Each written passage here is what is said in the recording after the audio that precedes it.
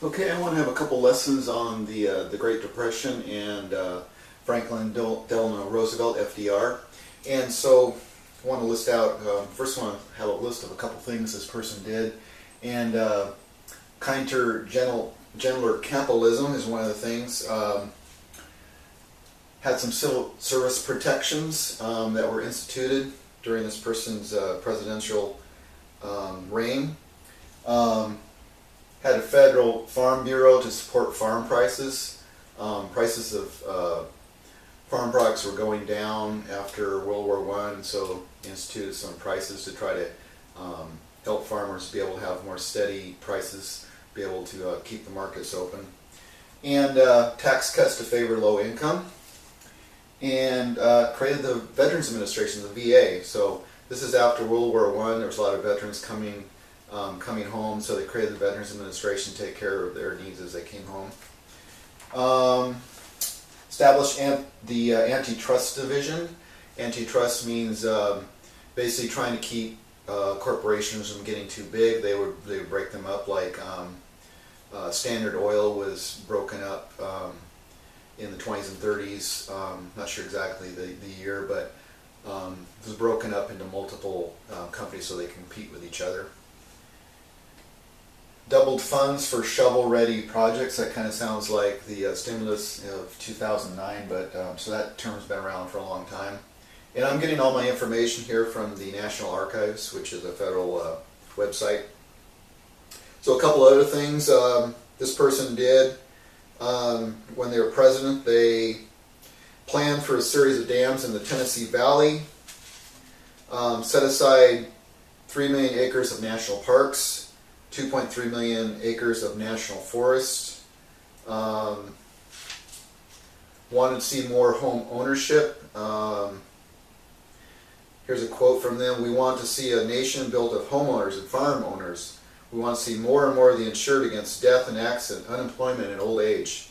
We want them all to be secure." He aided victims of the Mississippi River flood. Advocated federal loans for urban slum clearance. Proposed a federal Department of Education. Set aside $50 a month pensions for those over 65.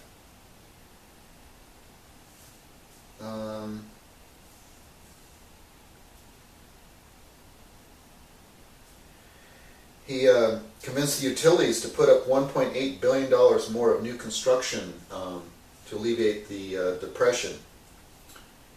Ordered the federal government to speed up construction projects in this time.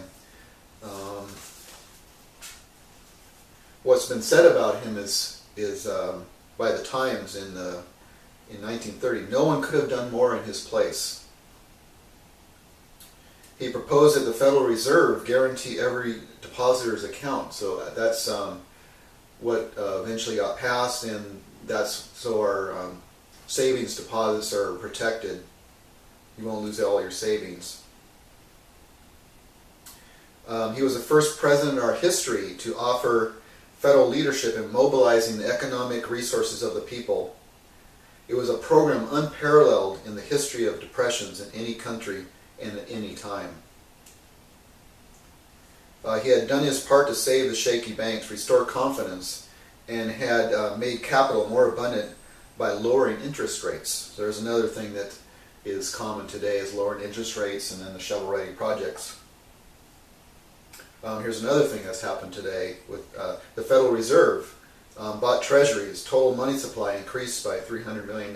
So you can see all these different things were done to stimulate the economy and get the United States out of this depression. So, protecting veterans, protecting retirees, the poor, tax cuts, stimulating home ownership, government jobs, shovel-ready project construction. So there's a lot of stimulus going on, a lot of things like that. And so I'm kind of not telling you the whole truth, because I'm not actually talking about FDR. I'm talking about Herbert Hoover. So we're talking about a guy named Herbert Hoover. Now, one of the interesting things about this is that if you've remember from your history lessons back in high school or middle school, the way it's taught is that Herbert Hoover was all for laissez-faire capitalism, which is basically capitalism without any regulations, and that was one of the reasons that the stock market went up so high, and that he didn't really care about the poor, and so he let the Depression drag on. And then FDR ran against Hoover, and FDR came in, and he was the one that basically brought us out of the Depression. And that's not really what happened. As I'm trying to illustrate here, by kind of leading you astray at the beginning, was that Hoover was very involved in the economy. He actually was called the Great Humanitarian for his work in Europe after World War I.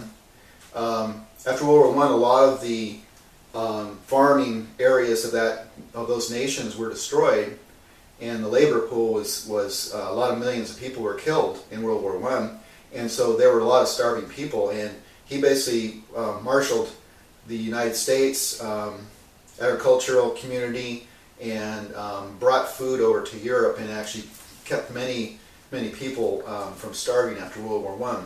And so you can see that he was not, as he was portrayed by FDR in his campaign, that he was uncaring, that he didn't care about the poor, he only cared about the rich and the corporations, and that's not true at all.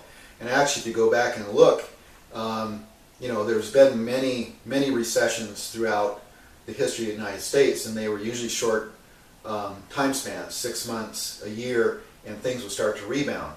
And that could have happened here, and it did in Hoover's administration. I believe the Wall Street crashes in 1929, so in 1930, 1931, things were rebounding and things were actually getting a lot better.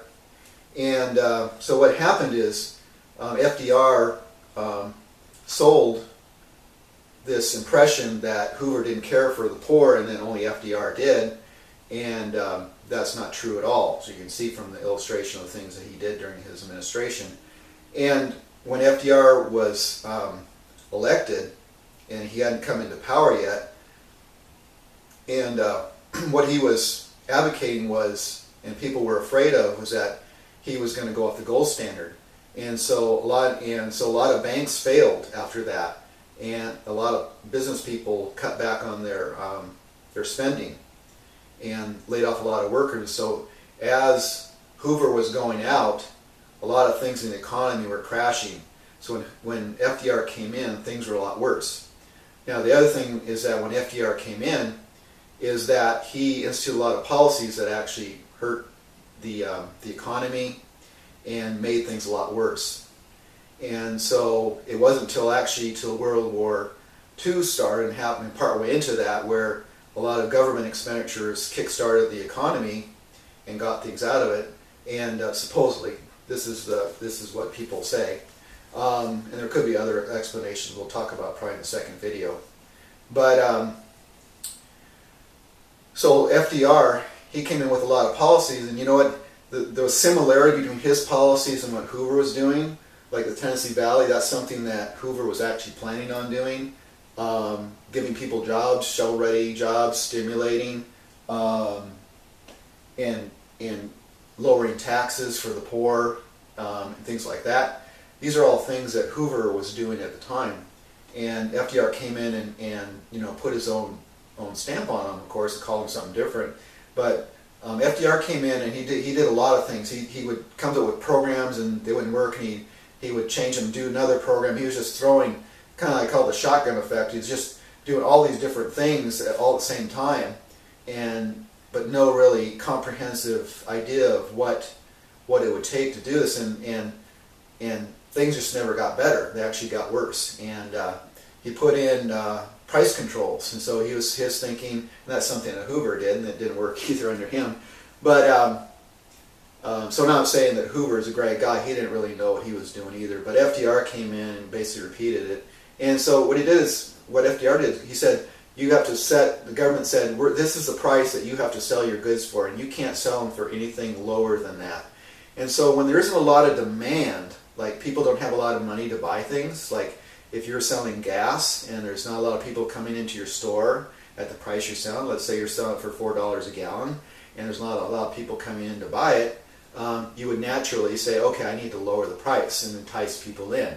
When it's lower, maybe they can afford it. And the government will let you do that. They say you have to sell at $4 a gallon, and that'll keep prices up because they think, well, then you'll be making, you can pay your employees more if you're making $4 a gallon, okay? And so what happened is the owner of the gas station, let's say, would not be able to make money in that, so he, at $4 a gallon, because not enough people coming in, he would have to lay people out. So it actually made unemployment worse. And so in the second video, we'll start talking about that, some of the things they did. Now, one of the things that Hoover did that was really detrimental to the economy was he passed what's called the Smoot-Hawley Tariff Act. And that was to protect American businesses. And what that did is they were saying, well, our economy is doing bad, and so what we're going to do is we're going to cut off the importation of any cheaper goods from overseas. And so what that did is then Europe and other countries that traded with us, their economies went down. So then it was a recession, not only in the United States, it was a recession in Europe, and then it eventually became a depression. So in the second video, we'll talk a little bit more about that. Thank you.